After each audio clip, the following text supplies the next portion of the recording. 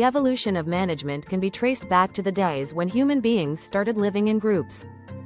One can argue that management took the form of leadership, which was essential to coordinate the efforts of the group members in order to arrange the necessaries of life.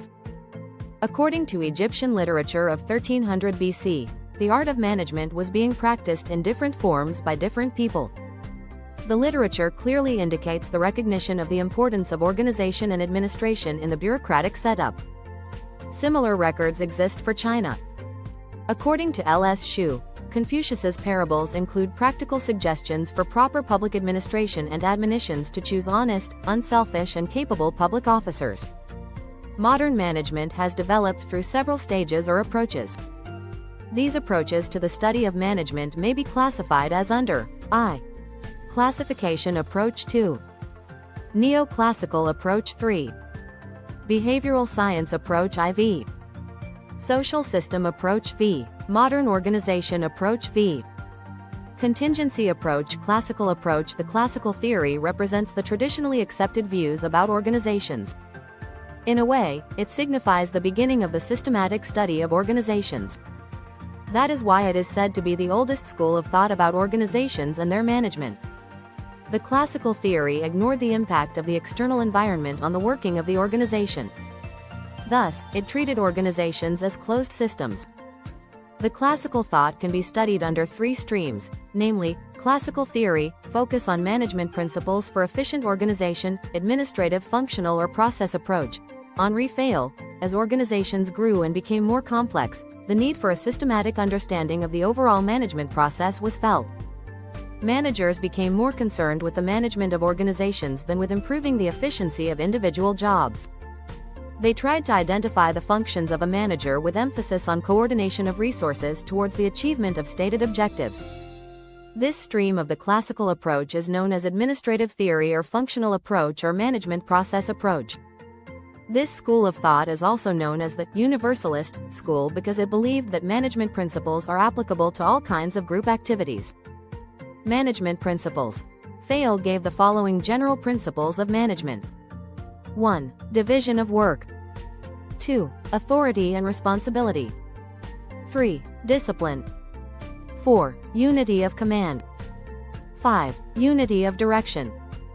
6. Subordination of individual interest to general interest. 7. Remuneration of employees. 8. Centralization and decentralization. 9. Scalar chain. 10. Order. 11. Equity. 12. Stability of personnel. 13. Initiative. 14. Esprit de corps. Scientific management. F.W. Taylor. Scientific management means knowing exactly what you want men to do and seeing that they do it in the best and cheapest way.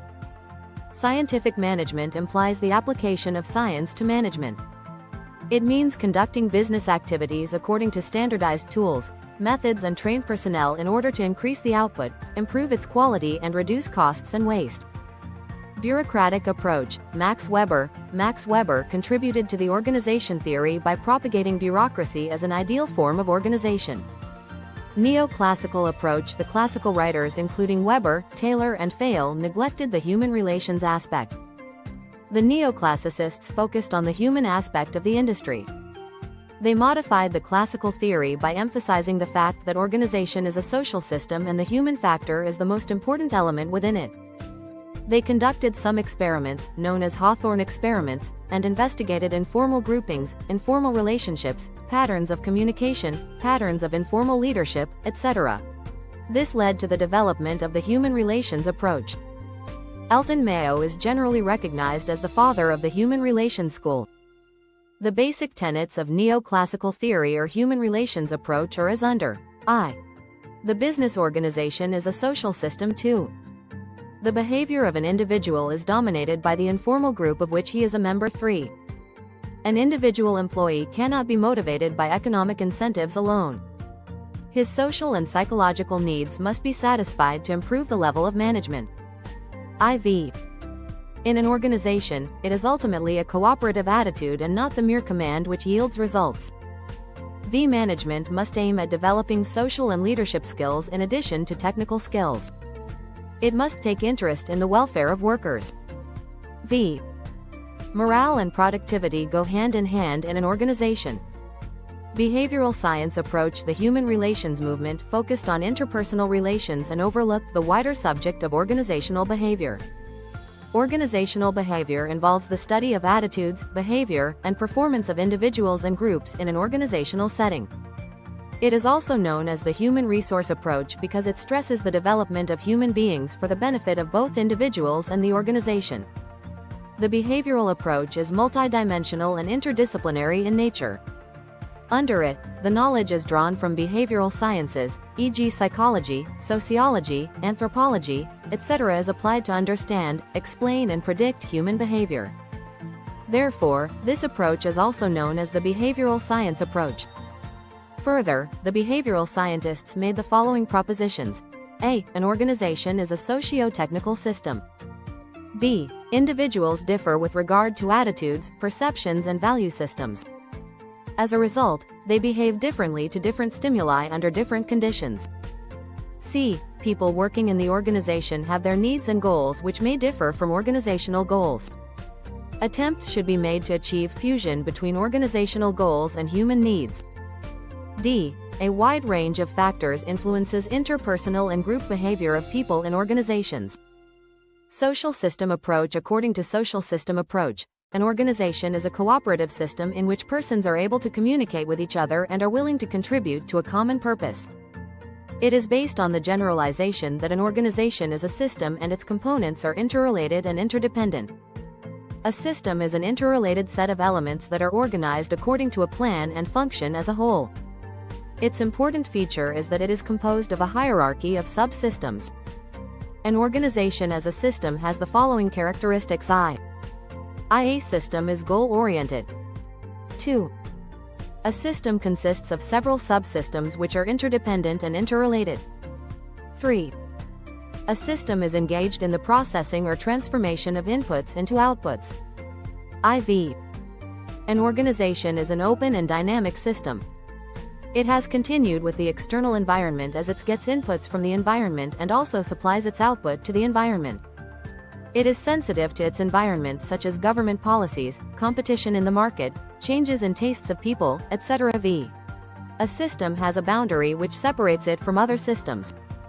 Modern organization theory. Modern organization theory is considered far superior to the earlier theories due to the following features. A.